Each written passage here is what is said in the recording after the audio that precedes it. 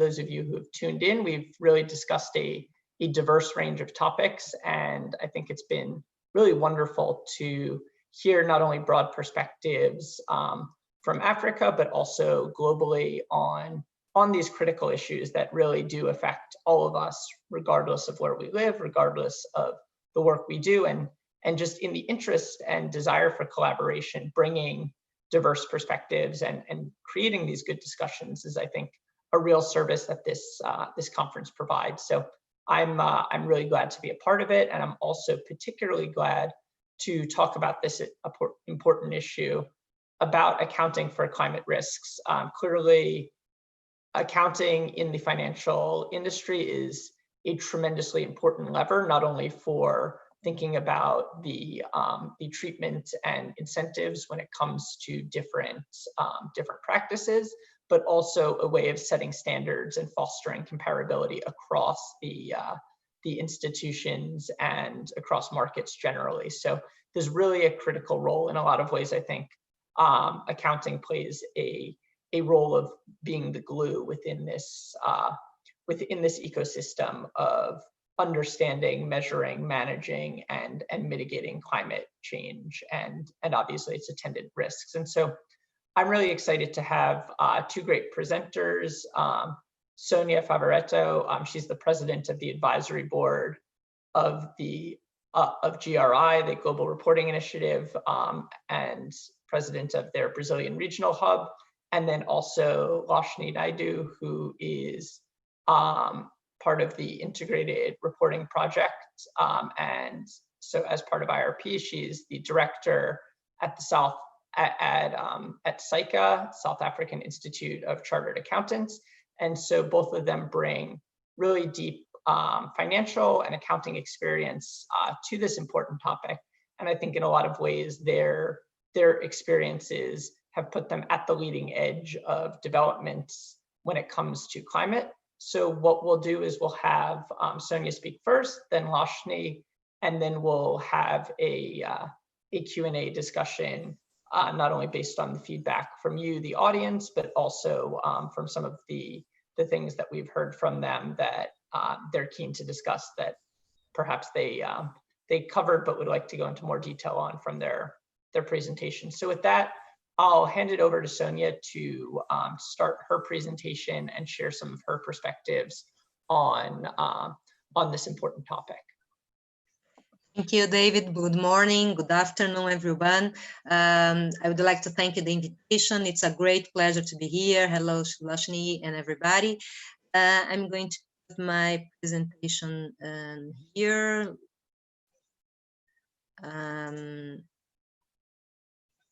You seen? It's okay?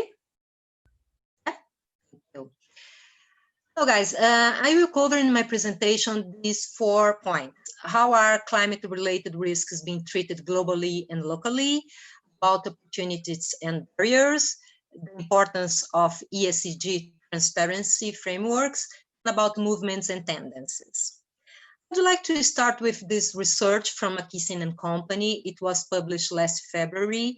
It was an online research in 2019, and they heard about 440 C-level executives and 119 professionals from the investment community. This is only one session of the research, and in this one, they would like to know if ESG programs create value in the short and long-term value, and long-term. As you can see, from 2009 and 2019, so 10 years, the perception from these professionals is the ESG programs create value more in short term. Because when you talk about sustainability, it's quite normal to talk about long-term value, it's normal. But of course, we know that sustainability impacts in the short-term value, short-term also. So I was very happy when I saw this movement, this tendency with C-levels executives and professionals from the investment community. I will talk about 2 very important facts, recently one. First, in January, we had the CEO of BlackRock, Larry Fink. BlackRock is the biggest asset management in the world. Larry Fink sent a letter to the CEOs of the invested companies saying that the sustainability would be the new standard for investing at BlackRock. So he was very pragmatic about it, and it is a landmark for us in this field, how sustainability and climate issues in fact impacts in the business. It's no doubt about this. And in February, we had the World Economic Forum in Davos. The term that was most heard at the corridors, it was stakeholder capitalism. When you talk about this term, we are talking about economic growth, political will, and social stability. So we had in the most important forum, the Economic Forum, a great focus on the ESG agenda. For the first time in the Global Risk Report history, the most relevant risks for the next 10 years, for the next decade, it was environmental ones. So we can see in the right side of the slide, from the point of view of likelihood or impact, the risks that we see as the most important are environmental. So we talked about two more recently factors, but we know that this movement around climate change involving investors is not new. For example, CDP was created in 2000, 20 years ago. It's a non-profit organization located in London. And nowadays, it's the biggest corporative climate global database. I'm the vice chair of the Technical Advisory Board for Latin America. And nowadays, some data, this data is from 2018. At that time, more than 500 investors asked companies to disclose their climate information. And this request was accepted by more than 8,000 companies in 134 countries. So it's a very rich database, and I will talk a little bit more in my presentation about this, what kind of information companies are saying. More recently, TCFD was created in 2015. It is an initiative by the G20 and the Financial Stability Board. Basically, is a set of recommendations to the company's disclosure, again, the climate risk is an opportunity. And it's a very important one movement. And nowadays, a group of investors with $118 billion under management are expecting their invested companies to publish their information according to the TCFD. And here, the central banks in the world publish a reporting, mention this term, the green swan. Basically, green swan is a probability of a financial crisis caused by climate changes. Of course, it's a relation with black swan. So, as I mentioned, we have so many movements with investors, central banks, legislators, companies, and so on, about how important climate change risks are for the business. Let's talk a little bit now about opportunities and barriers on this field. First, about corporate reputation. Climate change, as we can see here, was appointed one of the 10 trends reputation issues for 2020. It is from RepTrak research published last year, in the beginning of this year, about the trends for 2020 this year. We see not only climate change regarding ESG agenda, but also responsible sourcing, responsible investment, and equality, diversity, inclusiveness. So we need to have in mind that ESG agenda, climate change agenda, and so on, it's of course a factor to business and also to the image and the reputation. And companies are paying attention on this because all the stakeholders are pushing in this direction. For example, consumers are changing their habits, investors, we've talked about this, are more and more involved. Employees are choosing their jobs considering the corporate social responsibility performance of the company. Regulators more and more are creating new parameters, new legislations for this agenda. Here is a white paper that World Economic Forum published last month, about the 6 global systemic risks for the long-term investors. It's a very interesting white paper. And as we can see, climate change, again, is on the top of the list as one key risk, systemic risk to the long-term investors. And in the next slide, we see the necessary investment scale to tackle, face these global challenges. It measures the investment gap or opportunity on this regarding these risks. About climate change, the estimative is necessary investment around $2.4 trillion, the investment gap annual, to invest in transformational projects such as clean tech infrastructure, renewable energy, sustainable natural resources, and so on. In the next slide, I would like to highlight one barrier, because we are talking about opportunities and how the investors are considering this agenda. But one key barrier or opportunity also is the interconnection between all the risks. This chart shows very well how one risks impact on another one and vice versa. It's impossible to talk about one agenda without thinking about another agenda. So the connection between all the things, it's of course not it is a kind of barrier, but I prefer to see as an opportunity and a very important thing to have in mind. And again, I back to the CDP database in 2018 to highlight some information from the companies. Here it's a universe around 7,000 companies that reported to CDP in 2018. I will highlight just a few information here. First, a good information that is 53% of the companies that reported to the CDP in 2018 identify inherent climate-related risks with the potential to have a substantive financial or strategic impact on their business.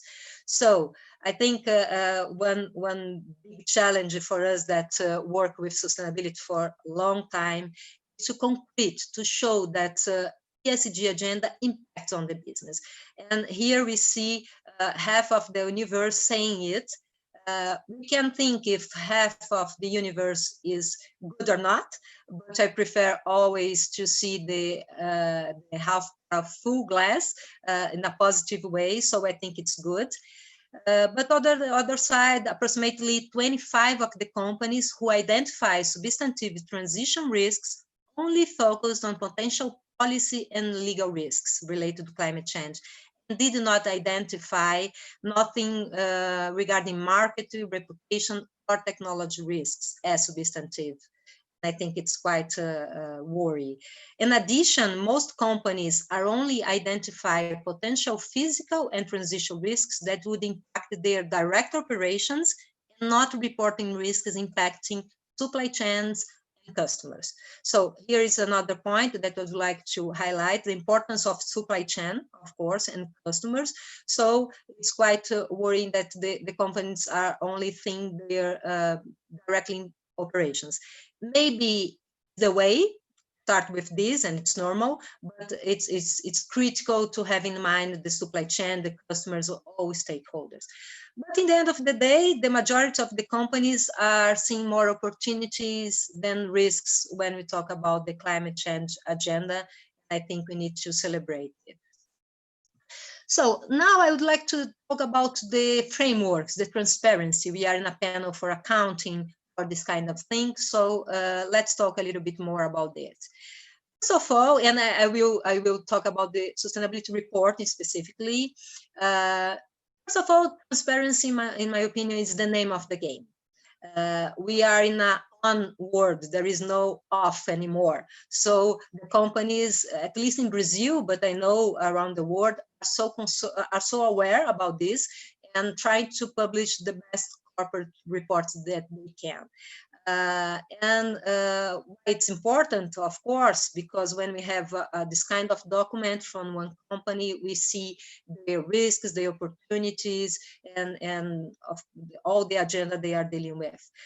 There are many benefits in publish this kind of document. I would like to highlight first, the first one, the link between financial and non-financial performance. It's so important to have at the same time the financial and non-financial information.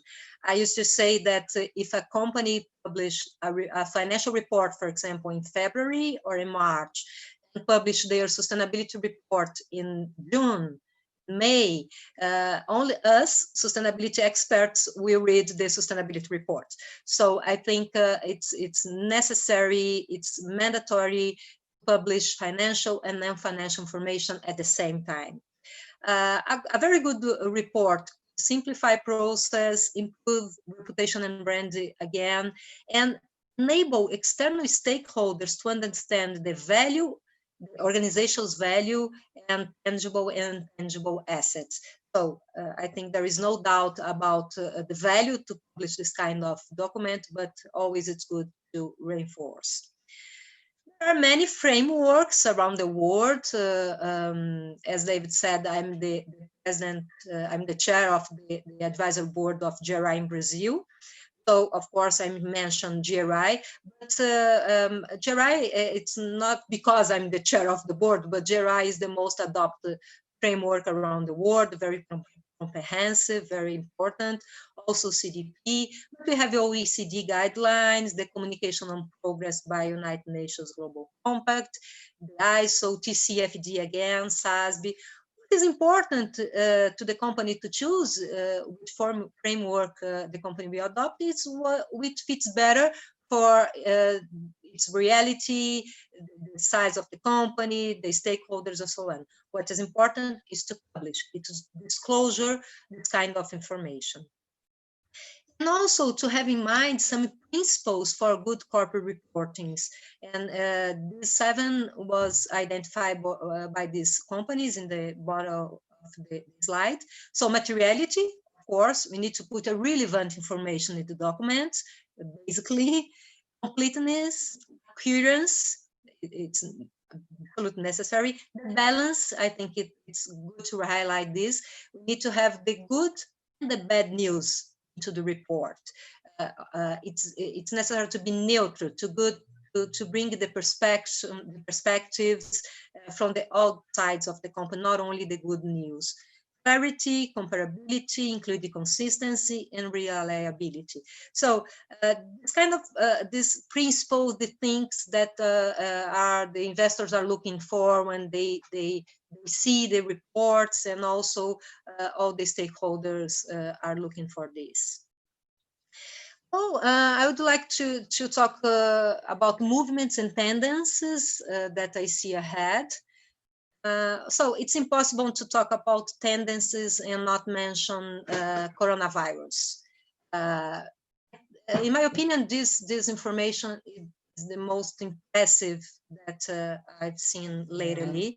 The International Monetary Fund launched World Pandemic Uncertainty Index. It is a sub-index from the World Uncertainty Index. This new indicator, the objective of this new indicator is to measure the uncertainty related to the coronavirus crisis and to compare it with the previous pandemics and pandemics. So as we can see in the graphic, in the end of March, the coronavirus uncertainty level was the triple of the uncertainty level during SARS in 2002 and 3, and around 20 times the uncertainty level during the Ebola outbreak. So there is no doubt that we are living in a very difficult moment of the humanity, and a very difficult one, of course. And in this kind of moment, I try to follow, to see, to inspire myself in researches, in tendencies, indicators, and things like this. So the World Economic Forum published a white paper last March, indicating some tendencies ahead, 4 tendencies. The first one is hyper-transparency. Here they say that we are going to be beyond what is public. So considering artificial intelligence, virtual reality, and things like this. The second one is stakeholders activism. We know that the stakeholders are more and more active, and it's good. Evidence and narratives can can influence regulators and investors, and so on. And of course, this impact on society's expectations. Legislators are creating new parameters, consumers are choosing their products better, candidates are choosing the companies they want to work for, and so on. And the last tendency is about investors' focus in ESG information, and we've talked a lot about this. And I would like to take this opportunity to mention that I've been using a different term, which is EESG. I just put an E together with ESG, and this E is the economic one. So I think we need to use economic, environmental, social, and governance together all the time. Again, the interconnected world. So the investors focus on ESG questions and information more and more. So I'm an SDG pioneer by the United Nations. I was recognized in 2016 as one of the persons that are working for the advance of the Sustainable Development Goals. And so I cannot end my presentation without mention the Sustainable Development Goals. I think we have a big challenge ahead, the recovery in post-pandemic, and we have a very comprehensive framework available, the Sustainable Development Goals framework. So there are indicators, goals, and a very clever agenda. So I hope that we use more and more the Sustainable Development Goals in the BOSS recovery. And to finalize my speech, I also hope that we follow this Winston Churchill statement, which is never let a good crisis go to waste. So thank you so much. Here is my Instagram if you want to be in touch with me. And I thank you for your attention, and I'm more than open to the question and answer sessions. Thank you. Thank you so much, Sonia. Really, really appreciate it. And I think that that was a great presentation, a great overview of not just the work that you've been doing in contributing to push this topic forward, but also providing for many an overview and understanding of what the topic is and how it's likely to evolve over time. Why don't we go now to Lashni to talk a bit about the work that she's been doing and have her go into some more detail with her experiences, as well as her unique perspective on how she sees the challenge for accounting for climate change and the important role, as I've mentioned in my introduction, that accounting plays in thinking about how we come to global solutions, especially within the financial sector. So I'll hand it over to Lashni now to share her presentation, and we look forward to hearing it. And then as I've mentioned, afterward, we'll have a bit of a discussion for the remaining half hour, 35 minutes, and some Q&A as well. Cool. Thank you so much, David. Good afternoon, good morning, everybody. I'm just going to share my screen and then we can get started. So thank you very much for the opportunity to talk to you today about some of the challenges and some of the happenings and going on in the accounting and assurance and auditing space related to climate risk. So the way I'm gonna, I'm just gonna, what's going on? I'm gonna reshare my screen and try this again.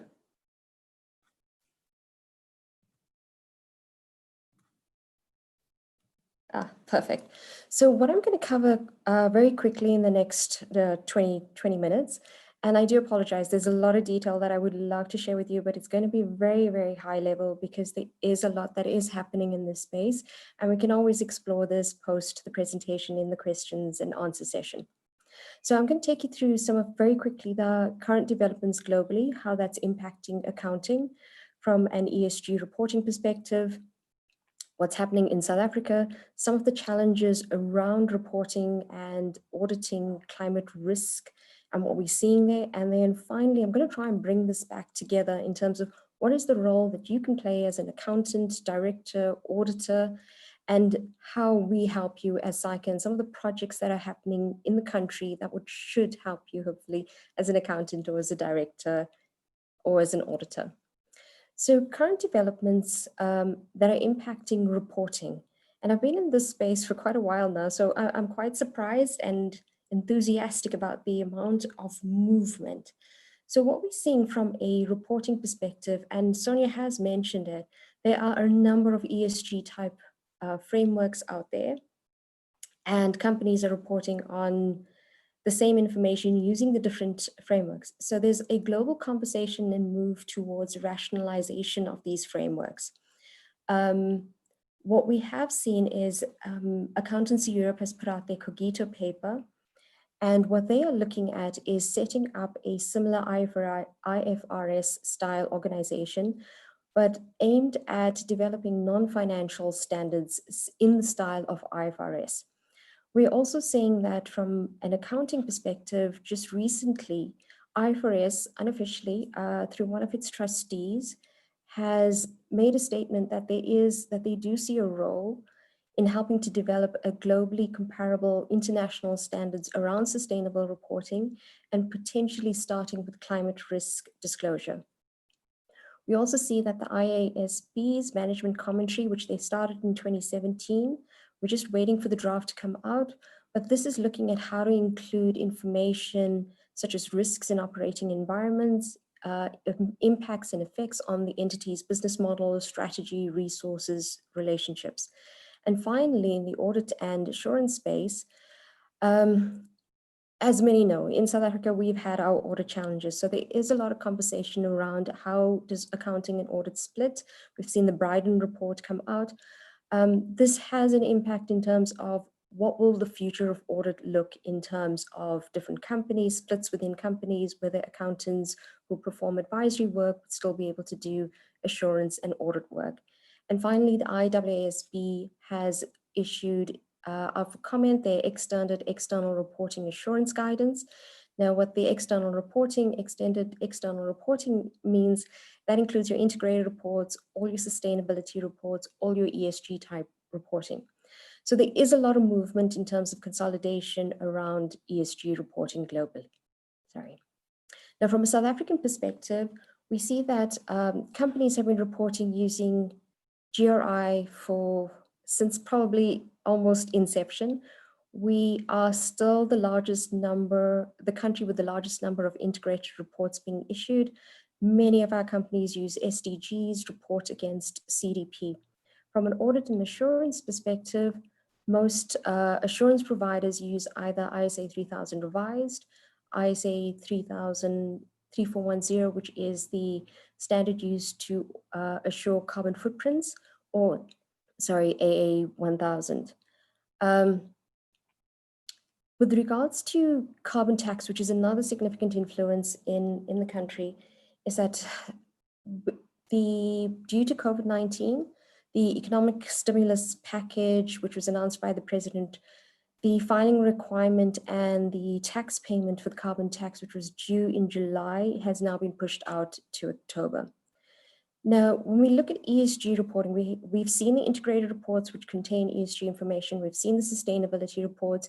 We know that there is assurance of sustainability type information in all of this reporting. But what is it when it comes to the financial statements? I'll be honest, the only thing I've actually seen is the provisions related to carbon tax when it comes to any notes in the financial statements or any discussions in the financial statements. So what I have done is I've just pulled out a couple of stats to try and focus on climate change, climate risk, and what companies are reporting around climate risk specifically. So this is a project we've just started. We're looking at all of the JSE listed companies. We've only managed to get through the first 50. We're hoping to get through everything in the next little while. But what we see is of the 50, 98% of the companies do mention carbon or climate in some way, shape, or form. And this is really influenced by the sustainability reporting of these companies participating in CDP as well as the SDGs. 50% of this, so 25 companies mentioned TCFD recommendations. And you'll see the graph on the right-hand side. Those are the companies who say that they do mention TCFD in their reports. Now, even though they mention it, most of these companies are saying that they plan to implement the recommendations. They are making commitments. It's going to their board for approval, or the board has just approved applying the recommendations as part of their reporting frameworks. The companies that are doing the most are the mining and the banks. So in the banks, I think predominantly because the banks in this sample are participating in UNEP's FI principles of responsible banking. So I know that they're working quite closely in terms of looking at some of the aspects of the TCFD recommendations and how do they implement that within the organizations. So if we look at just a handful of the reports, this was Goldfield, Sasol, and BHP. Sorry, they're not very clear, but I just wanted to illustrate a point by bringing these through. A lot of it's out of the 50, I think it's less than 10 that are doing really in-depth climate disclosure, risk disclosure reporting, whether it's in their integrated report or in their sustainability reports. A couple of the companies are producing separate climate change reports. For example, Goldfields and Sasol, they're very detailed. There's a lot of information. Looking at the implications for how this translates back into the financial statements, that is, I think, where the biggest gap is. If you look at the furthest right, that's BHP's report. They are the only company so far that I could find, and I need to caveat this, I haven't gone through everything as yet, that has actually linked this to the financial statement. So where they talk about note 11, the impact of climate risk on property, plant, and equipment, and the impairment of non-current assets. So I'm still looking, and once this is ready, we will make all of this information publicly available. And then just very quickly on assurance and where it is in South Africa. And this is looking at assurance of sustainability type information. So the 15.3%, those are the number of companies that are listed on the JSE that are actually obtaining external assurance over their ESG type information. The middle graph is this was research that we did around sustainability assurance last year. And they looked at the top 40 companies, and this is the frameworks that they use to provide assurance of the ESG information. And then on the far right, that looks at some of the common disclosures that these companies are releasing as part of their assurance statement. So, and I think this is probably the slide everybody does want to focus on. So what are the reporting audit assurance challenges related to climate risk? And the first big one that we come across is competency and capacity. Accountants have not been trained on climate change, the science behind it. And now we're asking accountants who put the financial statements together and auditors and assurance practitioners to now provide some kind of assurance, give guidance, have an understanding of what does all of this mean. And I think the biggest challenge is wrapping your heads around upskilling themselves around understanding what is climate change, what is climate risk, how does all of this fit together, what is the impact on my business, what is the impact on decision-making, planning, and how do I do all of this? So competency and capacity is one of the biggest challenges. The second one is internal silos. And what that relates to is that you usually have, and what we've seen over the years is that you have two different teams preparing all of this information. So you'll have the financial team putting the financial statements together, including in most instances, the integrated report. And then you'll have the sustainability team who put the sustainability report together. And what we find is that these two teams generally don't speak to one another. And it's usually when the report has to go out and there is some kind of conversation about making sure that the timelines and the deadlines and the reporting timelines, deadlines are met. What we also see is from within an audit firm, if you have an assurance team who provides assurance over specific sustainability information, that firm may also provide the audit on the financial statements, these are usually two separate teams who don't speak to one another. So the internal silos in audit firms and in companies need to break down. People need to speak to one another. They need to collaborate and communicate. And I think they'll be more effective in terms of leveraging of the skills, the people, the experience, and the understanding of the companies to make sure that you have better engagements, whether it's advisory or audit or assurance. Scenario analysis and some of the work that we have done, we have picked up that this is a challenge. You are asking accountants who look at the modeling, who are looking at the risk, trying to determine what does this mean for the future of the company, and now trying to understand climate risk in various scenarios and what does that mean for the company. So this is a huge issue, and how do we bring the different skills, expertise in? And I think when we look at the roles later, one of the things to look at is how do you bring the right experts in to assist with the accountants and audit teams.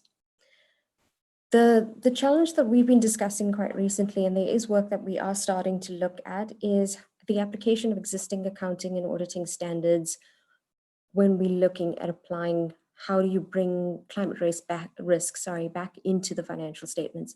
Now, the IFRS standards do not contain any specific requirements on sustainability reporting. Companies that apply the IFRS standards need to use what is out there, as well as the existing auditing standards. So how do you use these when there is no guidance around specific climate risk issues?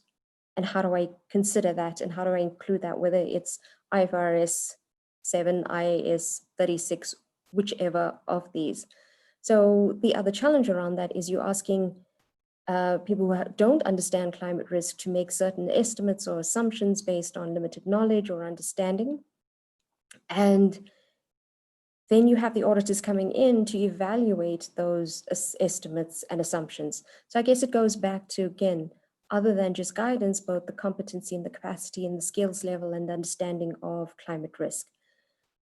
Professional judgment and skepticism, this has always been an issue, even in financial audits, but bringing it back to sustainability assurance audits, how when we were working on some of the sustainability assurance work in the last couple of years, these 2 points have kept coming up over and over again. And you will see in the IAASB's work on the EER, they are providing some guidance around professional judgment and skepticism, but this relies quite heavily on the teams that you have, their experience, their skills, and the sustainability space isn't that easy. It takes a lot of judgment.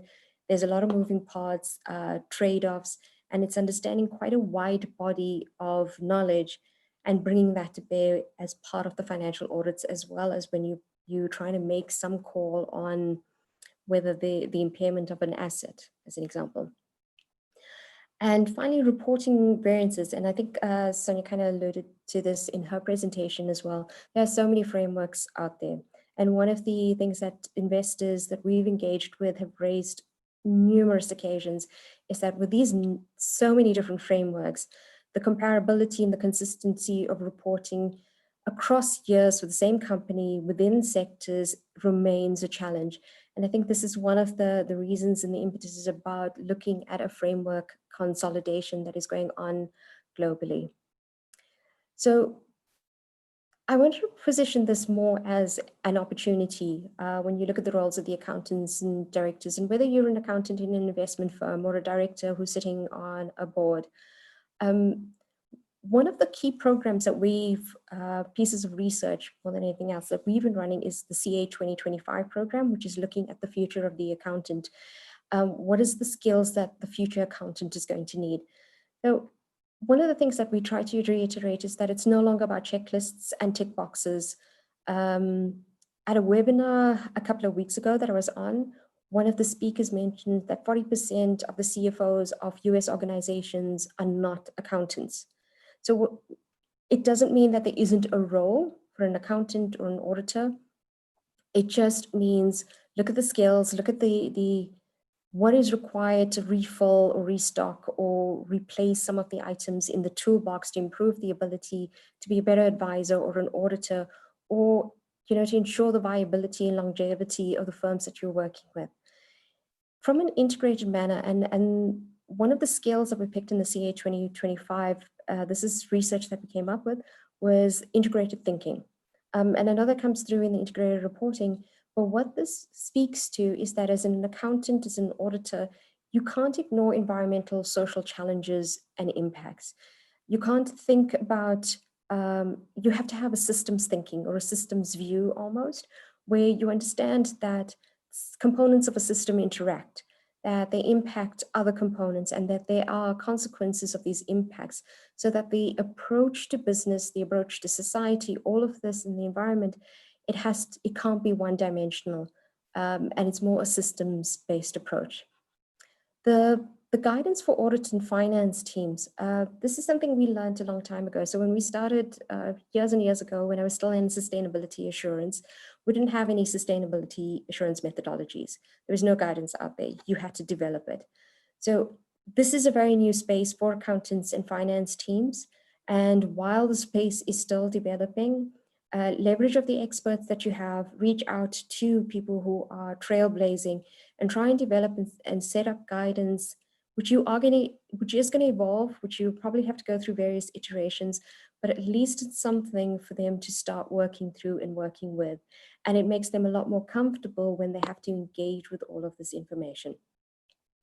The other point is engaging with standard setters and regulatory bodies. There is a lot of work out there that is happening, please engage, because your regulatory bodies, your standard setters, even your professional organizations are there to provide guidance and help and assist. But the better they have a feel for and understanding of what your challenges are, the better that guidance comes out. And the better that you have in terms of engaging your clients and delivering on your engagements. And finally, being a change agent.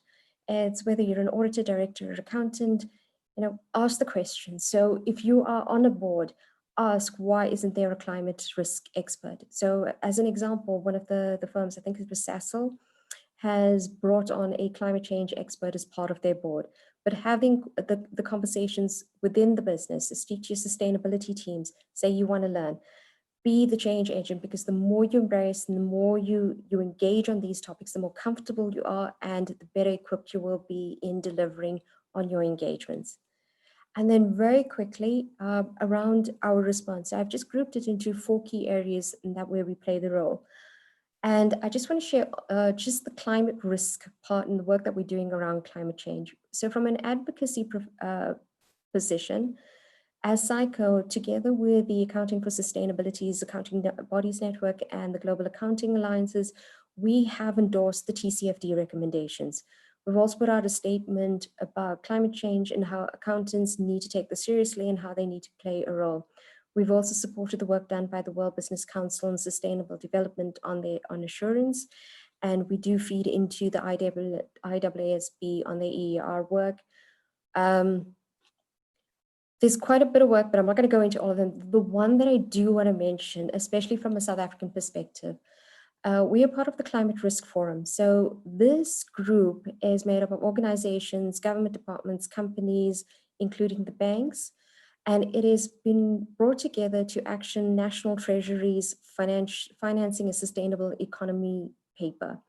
So it is on National Treasury's website, and I can distribute it. It's out for comment. But the intent here is Treasury's trying to get the financial sector in the country to understand what climate change, climate risk is. How do we incorporate this as part of doing business? What does this actually mean? So there's quite a number of working groups. We're looking at taxonomies, competency, skills. And one of the smaller little pieces of this work is we are looking at from accounting standards perspective. So how, one of the big questions is around materiality. So what do I include around climate risk in my financial statements? Or how do I consider materiality from an audit perspective? So we're looking at the different standards and how do we incorporate climate risk into the financial statements. So to wrap up, I just wanted to reiterate, this is a very high level snapshot of bits and pieces of work that is happening globally and locally. there are a number of organizations and companies, associations who are doing quite a bit of work around climate change, climate risk, and who are trying to drive the conversation forward, as well as leading by example. And as accountants and auditors, assurance practitioners, I want to emphasize there is a role for you to play, a very, very important role, and you can participate meaningfully in this space. And I still think there's a lot of work to do, and your contribution would be very, very valuable. So thank you very much for listening to me today and for the opportunity to share what's going on in the space with you. Thank you.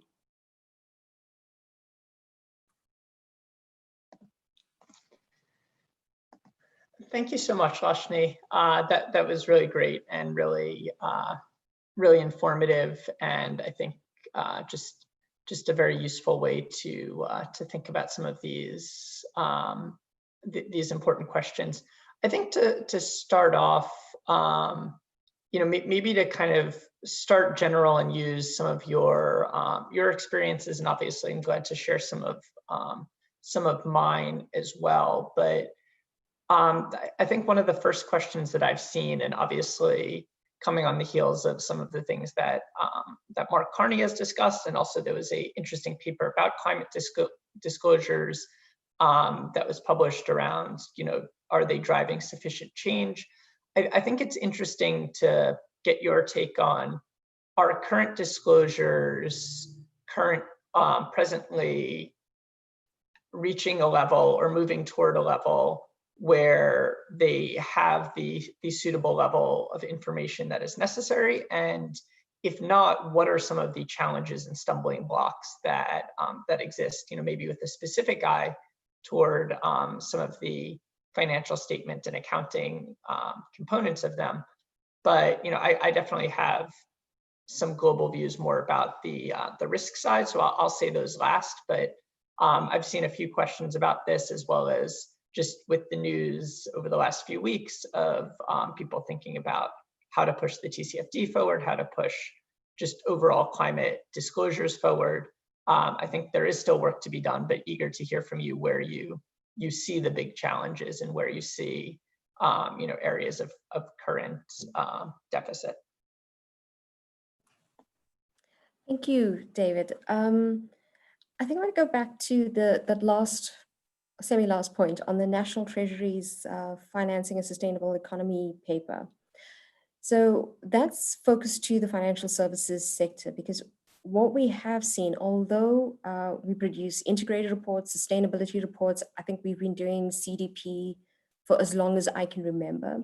So there is variances in terms of the climate disclosure. There's a handful of companies that produce amazing disclosure. Like when you read their reports, you understand completely what the climate risk is and what the impact is going to be to their business now and in the future.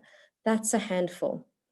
If you look at, that the stat that I put up where we talked about 50%, where we only looked at 50 companies on the JSE, which is our stock exchange, that were talking about carbon or climate change. Even if it's just they wrote the word carbon in the report, there was one company that doesn't mention it, and it is an investment company in the country. So I think the levels of disclosure vary quite extensively across the listed companies. Small to medium enterprises do not talk about environmental, social challenges at all. We've really struggled in that market. There's a lot of disclosure around the SDGs that has been quite embraced, but again, if you look at the listers, we've got about 300 and something odd listed companies. It's maybe the top 50 that are actually reporting quite well, and I think that's an even smaller number. Like if you look at it, it's maybe 15 companies that do exceptional reporting overall. But what we are picking up when we talk to the investor group is that they're not reading all of these reports. So we ran a project about 2 years ago, and we looked at, and we're speaking to specifically the investor group. They said that in general, they were looking at the CEO's report, the risk report, to a degree, the financial statements.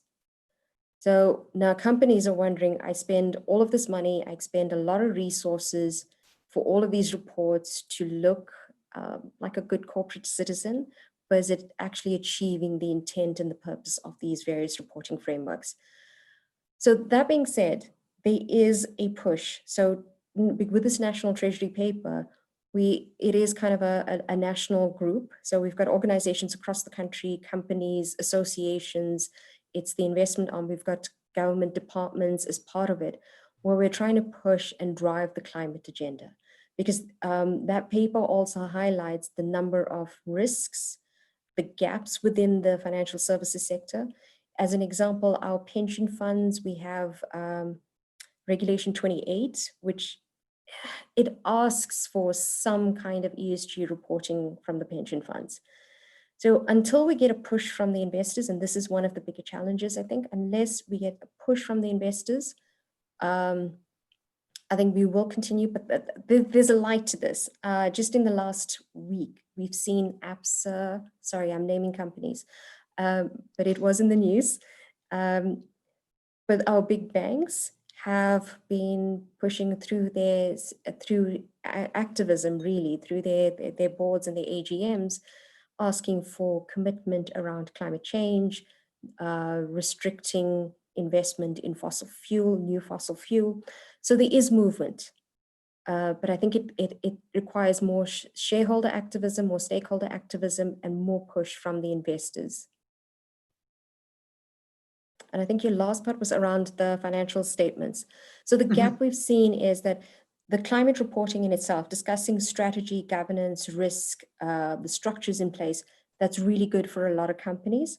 The big gap is translating that into the financial statements, because I think it's still a challenge when you're looking at what does it mean for contingent liabilities, what does it mean for asset impairment, how do I value these assets? What do we do with stranded assets?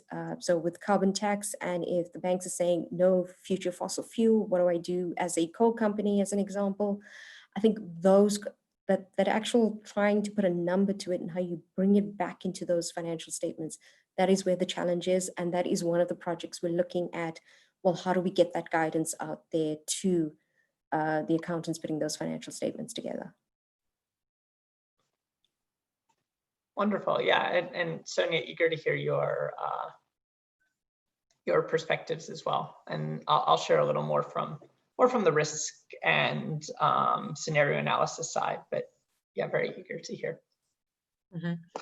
Yeah, in general, I completely agree with Lakshmi, with her perspective. And I would like to pick up three things that Lakshmi addressed, and I think it's very important on this scenario about barriers and opportunities with reporting from companies. One is the different teams preparing different documents. I think the silos. It's a great barrier and thing that we need to address, because it's quite common. Still have two teams, one preparing the financial report and then another one preparing the sustainability report. So it's important to close this gap and to put things together. And I think this only will occur when we have an integrated thinking. This is the second point that Lakshmi addressed, and I completely agree. The reports, in the end of the day, is the consequence of a strategy. The companies has an integrated strategy, integrated thinking, the report will be integrated. So this is the proposal from the IRC, by the way, so and the other frameworks. So I think it's important to have this kind of thing into the strategy, and then it will flow naturally to the report. And of course, about the investors' pressure, the stakeholders, the shareholders, I'm glad to see that the climate change issues, it's more and more discussed at the boards. It's crucial to have this kind of conversation in the boards, and the investors' pressure is completely important to the movement. So, and the other side, I would like to say that at the stock exchanges, there are a lot of opportunities, and I know the great job that GSAE do at South Africa. Camila is from the stock exchange, a great professional, and I've been working for the last 10 years at the stock exchange in Brazil. I'm not anymore at the exchange, but I have this experience. And there is interesting tools such as, for example, Report or Explain for sustainability report, for SDGs, for anything that you would like to stimulate the companies to adopt. The stock exchanges can put in place some interesting tools. So I'd like to address also this point, how the self-regulators in Brazil, the exchange is a self-regulator, and regulators can work together to advance this agenda about reporting also. So I think there are a lot of work to do, but also we are in a very good movement, in my opinion.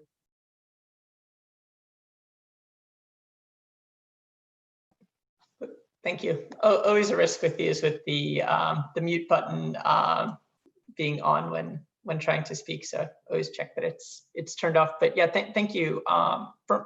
From the work that we're doing at UNFFI, I think as a similar perspective, I would say that climate disclosures are certainly improving significantly over the past few years, both in terms of their detail, extensiveness, and complexity.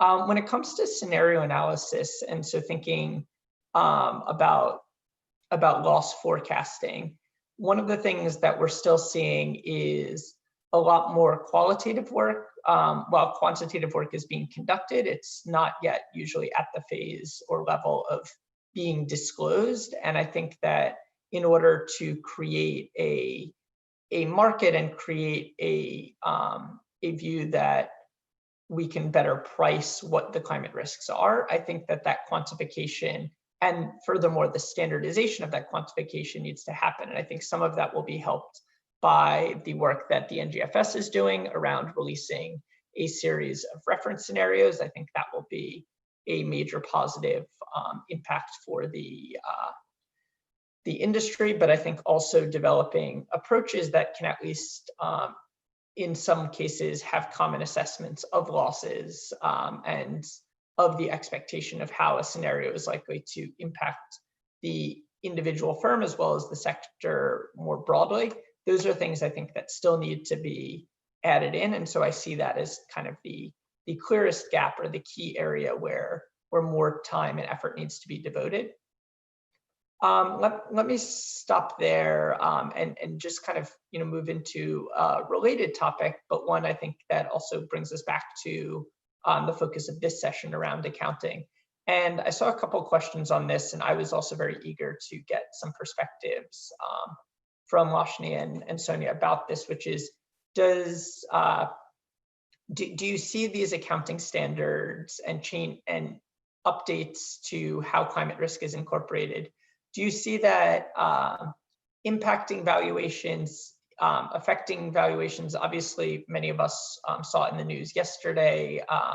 One of the oil majors, taking a major write-down, and so clearly there's a degree of restatement that goes on in the energy sector. But do you see more of these kind of accounting for different changes in asset values, different liabilities, driving market actors? What do you see both as the immediate response to kind of potential restatements, as well as the longer term vision of how this information is adopted and taken up into the market?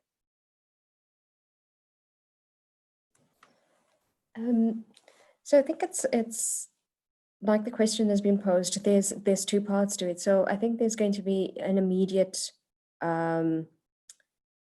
impact to the financial statements that you're probably going to have to restate.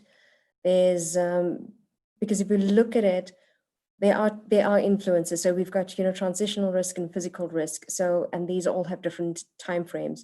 So for example, we've got carbon tax, which has just been delayed, and what is that impact on your current situations? COVID-19, yes, is having a bigger impact at the moment, but that might be the next 6 months, next 12 months, but we're looking at what the reporting comes out later in the year. So yes, there is going to be short term, especially if your investments in the country is saying, sorry, not investments, but if your banks, as an example, are saying no future investments in fossil fuel, what does that actually mean? And I think that's the easiest example here. And you'll find the term stranded assets, which is the term that's been floated around. what happens then if you're not allowed to burn any more fossil fuel, or if you can't do any exploration into oil and gas, or if you're changing your business model completely from what it is to something completely different, which you haven't determined yet, or you're busy in your strategy, in your planning. So yes, the short answer is yes, I see that immediately in that it'll impact and it will change. I don't think we're going to see any IFRS standards being issued in terms of changes to the current standards now. I think there'll probably be guidance in the future, but what I have picked up more recently, KPMG Australia released in June, they put out a paper giving accounting guidance on a couple of specific standards. So I think it was IFRS 6, 7, IAS 36 and 37. So this is looking at contingent liabilities, asset impairment. I think there was something else I can't remember. But it's based on the Australian financial standards. And that's a good place to start. So that's why we're looking out and we're trying to see how do we get this guidance immediately for the short term. What does this mean now with all of the changes, with all the pushing, with major like BlackRock, as Sonia mentioned, what the investment group globally is looking at. What information do we need to give the accountants to try and help them with their financial statements now? And then as scenario planning develops, because as you mentioned, David, we've seen maybe a handful of companies have a baseline scenario, 1 or 2 has additional scenarios. And what does that mean when I have to when I have to prepare my financial statement? So we're trying to prepare things for that as well. So when you look at different standards, how do I look at those different standards in conjunction with the different scenarios? So I don't have an easy answer, like this is definite, it will definitely impact the financial statements, but we are trying to explore how do we get that information out, to hopefully help the accountants put these financial statements together. I agree. This is maybe the biggest challenge to put these 2 different words together and how one will impact in another one. For sure, impact, I think. And I think we are advancing into have more accounting standards for different assets. And we are building this path, in my opinion. I think when we have different frameworks to address different assets, carbon, water, and so on, we involve also different publics on this discussion, because we see, as I showed, the activism from the different stakeholders are increasing, and the pressure on the companies, what the companies are doing with their consumption of water, of energy, and so on, how they are publishing it. I think, again, the challenge is how to put this kind of information in a financial matter, how we can organize the information to make sense for the financial community, to investors, and in a broader view. So I think this kind of guidelines are so important, and I think we are learning. It's a work in progress, because we are organize a new world, a new economy, and we hope soon we will see good advances on these. So I think different guidelines and different frameworks and different ways to the companies is critical to advance and to put the financial into the discussion also. Great. Yeah, thanks. I think that those are 2 really helpful answers to a very complex and yet very important question for us to think about. On another topic, kind of going into just the role that you see, and I think you both spoke about this a bit in your presentations, but to go into a bit more detail, and given that we had a webinar as UNFFI with SASB last week, I had asked this question to our SASB speaker too, which is thinking about accounting principles and accounting standards. How do you see those things driving sustainability or driving objectives of decarbonization. Clearly, there's a need for these things to be impartial, but what role do you see? And, as you know, I kind of alluded to some of my thoughts on this topic, but clearly it's intended to be something that is impartial and comparable, but at the same time could play an important role. So interested to hear your view about what role you see accounting principles playing both in sustainability more broadly and in decarbonization more specifically.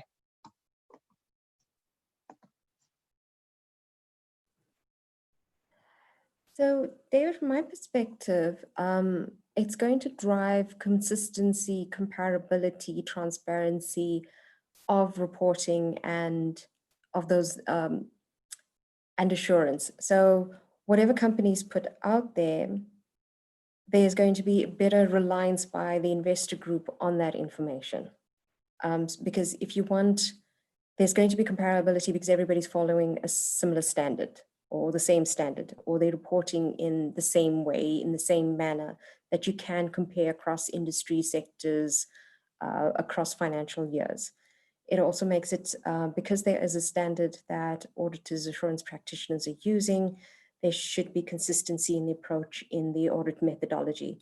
So it should drive transparency, better reporting, better, improve reliance on that information. And I think that's going to drive sustainability or non-financial reporting broadly. From a decarbonization perspective, I think if you, I may have mentioned it, so we have a lot of accountants who are CEOs, CFOs who sit on boards of companies. And I think it's up to the accountants who are business advisors, who advise companies on their business models, for the directors who sit on these boards to have these kind of conversations with the boards, with management, asking and pushing, well, why isn't sustainability integrated across the organization, across all levels? Why is it still a siloed department that's main responsibility seems to put out a sustainability report or a carbon report? So it's about, for me, there's two roles. It's making sure that the standards, that they are standards that can be used and applied consistently and appropriately when producing financial statements or providing audit assurance work. And the second part is engaging with environmental issues, social issues, climate change included, in whatever role you have within all of these organizations. Thank you. I think the accounting principles are crucial, are quite important, and in the same direction that Lakshmi indicated about comparability. Comparability is the key issue when we talk about the reporting. It's necessary to have a framework that I can compare in Brazil, in South Africa, US, Asia, and so on. So, and again, we are living in a world that's still financial. The mainstream is still only financial. Of course, we have been working a lot to include the ESG into the economic, but the mainstream is still financial. So we need to be together with the financial world. So the financial principles, standards, and so on, it's quite important. And our challenge is to close the gap between these two worlds, and to put everything together and have only one language, to talk to the investor, to talk to the board, to talk to the civil society. So in this way, I think the accounting principles, it's one of the drivers that we need to follow. Yeah, I certainly concur, and thinking about the work that we've done both at UNEP-FI with the principles for responsible banking, as well as the work in conjunction with our colleagues at PRI, principles for responsible investing, and similarly for sustainable insurance. I think the big things that are really important to think about are, what are the standards that people are following? And it's really critical, not only in fostering collective action, to have a common language and a common way of thinking about these things, but it also, I think, creates greater incentives because it makes the measurement and evaluation of people's commitments a lot easier. And it means that broad and high-level commitments can then be exposed to the scrutiny of what is the actual movement toward that goal and what are the incremental steps to get there. So from our perspective, not only having common ground rules, are they important? Do they help to standardize? But I think also the final piece is, I think in many cases, they incentivize the institutions to participate more actively and more vigorously in these topics, because there's an ability to know that it's not a one-off approach, but rather a collective and in many instances a benchmarks effort, with people abiding by similar principles. So kind of on a related note, one of the concerns I know that has come up, especially with increasing regulatory scrutiny on climate, has been the concern of the development of a divergent set of standards, a divergent set of assessment methodologies, and even a divergent set of ways that that regulators are going to use and evaluate the outputs that institutions have. And so, just to talk, I know that one of the nice things with the accounting world, with IFRS, is this desire to have kind of a single point of truth. But maybe if you could talk a little bit about either concerns that you have around potential fragmentation and divergence when it comes to accounting, and maybe more to the point, what are some of the things that are going on? What are the initiatives that that you're involved in, as well as that others are involved in, that can help to bring together, more coherence and more cohesion rather than that separation. So obviously, as I said, separation is always a risk and divergence, but I think in this case, especially when we're talking about how things are treated, there's a real importance that people are following the same guidance and standards. So just to hear a little bit about what conversations are underway, what are the thoughts that you have around how that happens, that would be really interesting. Cool, thank you, David. So from reporting on I don't like the word non-financial, but we're going to use that for now. There's a lot of frameworks, but I mean, Sonia's just on her presentation, she put up quite a few already. So the conversations that we are having globally is with the different framework bodies.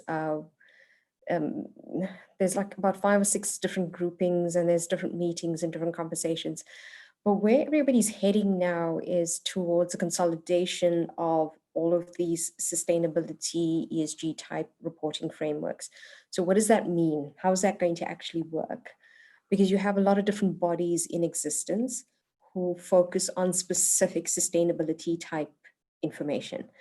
I think a couple of things that happened. The first one was Accountancy Europe released that Cogito paper. So what they were looking at is, how do you set up a non-financial standard setting body similar to how IFRS is set up? So this will be the body that issues, develops standards and guidance for all types of non-financial reporting. And I think they're building this on the EU directive, financial directive. And the different bodies that are out there who do, whether it's integrated reports, sustainability reports, all of them are busy talking about this in terms of, well, what happens next? Because you've got SASB and you've got this conversation around consolidation of frameworks. Now, this consolidation of framework conversation has been going on for years, but there's a lot more momentum in this last year. And it started with, I think, just before that Accountancy Europe paper. And the other paper that came out was the World Economic Forum's paper earlier in January this year, where they were trying to come up with common metrics for value creation. And it pulled, I think, GRI, some SASB indicators. I stand to be corrected on that. And I know TCFD was included in those. So they were looking at a handful of similar ESG type of indicators that would be common across all companies. Now that kind of was like the cat amongst the pigeons in this whole space, because this was, oh my God, this is another framework. We can't do another framework. Because if you think about it, companies are doing integrated reports, GRI, Dow Jones, GRESB, it's UN Global Compact. There's about 10 or 15 of these things that they put out there. So I think there's a lot more momentum in trying to bring all of this together. Now, in terms of the accounting bodies, we're waiting to see we're trying to see who's going to be kind of the winner in the space. But the framework bodies that I know are being part of this conversation. So it's not really, I'm not going to say it's a competition, but I think there's a lot more better conversations that are trying to move the space forward, because I think there's a real understanding that companies can't keep doing this. They can't be spending this much money putting this type of information out there in different forms. IFAC has been quite involved. They've been commenting on all of this, and they have a position on climate change. They have a position in terms of how they want the accountants to take environmental and social issues seriously, and that there is a role for accountants to play.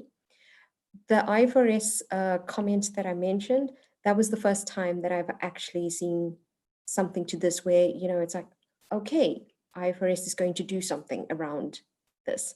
So I don't know how this is going to turn out. We honestly, there was another call we were on Monday, and we are all waiting with bated breath to see what happens in this space. But I do believe that consolidation of frameworks is a lot closer than where we were last year. How it plays out, I'm not sure. Whether it's going to be standards, but accountants will be part of that decision-making process. They will be part of the process in developing those standards and giving guidance, because at the end of the day, they have to audit and assure this information. So if the criteria and stuff is not in place when you're putting all of these standards in place, they're not going to be able to audit. So that's just one of the things to keep in mind. Sorry, I know I was digressing quite a bit and all over the place. From the role that we play, we are part of the conversations. We are trying to drive it. So, because, we've heard companies over the years, they said consolidation, too many frameworks, make assurance. We're also trying to drive assurance in a way. So one of the projects we are launching later this year, we're trying to set a position, because assurance of sustainability information is a voluntary process. It's not mandatory in the country. So we're trying to come up with a position that, should assurance be of sustainability type information, should that be mandated? Should it remain voluntary? Because if it is voluntary, is it having the impact that we always thought we wanted it to have? Does it drive better sustainability behavior? Is it driving decarbonization? Is it driving better social, the management of social issues? If it's not, what is the answer? So that is one of the pieces of work that we're also going to plan on launching in the next couple of months. Thank you. Great. Yeah, I think that's really, really important. And, I see a similar direction of travel when it comes to the supervisory standards that financial regulators are putting together. And I know that it's interesting now to see the BIS and BCBS take up the charge, and in some of their joint meetings with the Network for Greening the Financial Services. I really should just say all of these acronyms instead of just referencing them. But no, I really think that while the initial work had been more exploratory and more about thinking about regulatory practice, eventually dialogue, I think, needs to continue moving in the direction of what is comparable, because with so many international institutions and firms, it really becomes something that you don't want to either create any moral hazards with different requirements, and you don't want to create any potential for the issue to be shifted somewhere else. I mean, we're already seeing that challenge with emissions. And so thinking about ensuring that our landscape, whether it's from an accounting framework, from a supervisory standpoint, or even in terms of carbon accounting itself, that we make sure we encompass the whole pie. So things that could be left out aren't then, used to potentially undermine the overall progress. So any thoughts, Sonia, and then we'll move on to the final question. Yeah. Yeah. First of all, I would like to congratulate UNEP FI for the principles for responsible investment. I think UNEP has been doing a great job on this, especially because financial is a key sector on this game. So I think it's a very good work. Second comment is about consolidation of frameworks. I completely agree with Lakshmi that we are in a good momentum for it.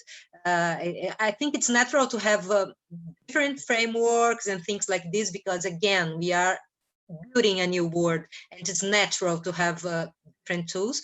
But I believe in a consolidation, more consolidation soon. But I would like to talk about regulation. You mentioned, David. For example, here in Brazil, the regulator, CVM, has a great initiative which called a Lab for Financial Innovation. It's an initiative to run some studies, discussions about green bonds, SDG bonds, new parameters, new regulations. And, the initiative runs with working groups. There are about 300 people involved on this. So I think this kind of thing it's important because again, we are building new standards, new regulations. So this kind of initiative is good, the CVM. And more than this, I'm quite happy to see the IOSCO, international body for regulators. Last year, they built a specific group to talk about green finance. This year, they structure a board for this. The Brazil regulator has a seat there. So I think we are advancing in having an international regulation that makes sense because we need to be careful with regulation, in my opinion, to make sense, first of all. So in my opinion, it's so nice to see regulators come into this discussion and take city and put some initiatives in place. Terrific. Yeah. So I think just to move to the final question and maybe even to make it a little bit of a statement, as the world is continuing to grapple with coronavirus and recognizing that in a lot of ways the choices we make during the recovery will have long-term impacts on sustainability. What are the what are the final thoughts that you would want to share with our audience and with those in the industry more generally about the path to follow and the path to follow maybe specifically when it comes to accounting?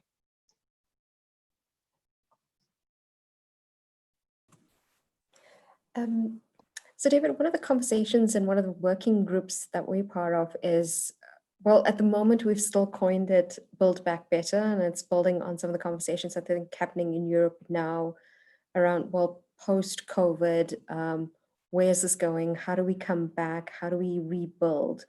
But how do we do this differently? And we've just started trying to look at, once we get out of the emergency response, so just responding to COVID and making sure families are safe and jobs are safe, but what do we do post this? I mean, everybody's seen the pictures of, Venice canals and, the pollution levels decreasing, but that's all just temporarily. So how do we make a longer term impact that is kinder to the planet and humanity as a whole? So I think the parting point and the thing I'd like for everybody to think about is, what is the difference that you could make in the smallest terms? It doesn't have to be big, grand gestures, but in your companies, in your organizations, as we emerge and as we start thinking about the future, how do we treat the planet? How do we treat our fellow human beings? And how do we bring this back to as good business? So thank you. Well, I'm quite optimistic about the future. We are hearing so many voices from G20, from CEOs, from the professionals that act in health, the medical, the doctors, and so on, about the necessity to have a green recovery. So I'm quite optimistic. And more than this, I'm optimistic because the nature of this crisis, it's social, it's human, different from the crisis in 2018. At that time, it was a financial crisis, and now we are dealing with a very social and critical crisis. And I think the coronavirus crisis is impacting everybody in a very deep way. So I believe in the human being, and I believe that we will be able to be better out of this, I hope. And accounting, as you mentioned, David, will be crucial always to put all this information and public in a very organized way. Thank you so much for the opportunity to be here. Yeah, thank you again to our conference organizers. Obviously, big thank you to our speakers, Sonia and Lashni, for really sharing some terrific insights. And again, to the conference from NACHUA International, Oxford, and the CPLC initiative at the World Bank. So really glad to be able to have this discussion today. And we'll look forward to your questions and thoughts in the coming days. So please feel free to be in contact with each of us and to join for the concluding presentations of the conference over the next few days. Thank you. Bye-bye. Thank you. Thank you. Bye.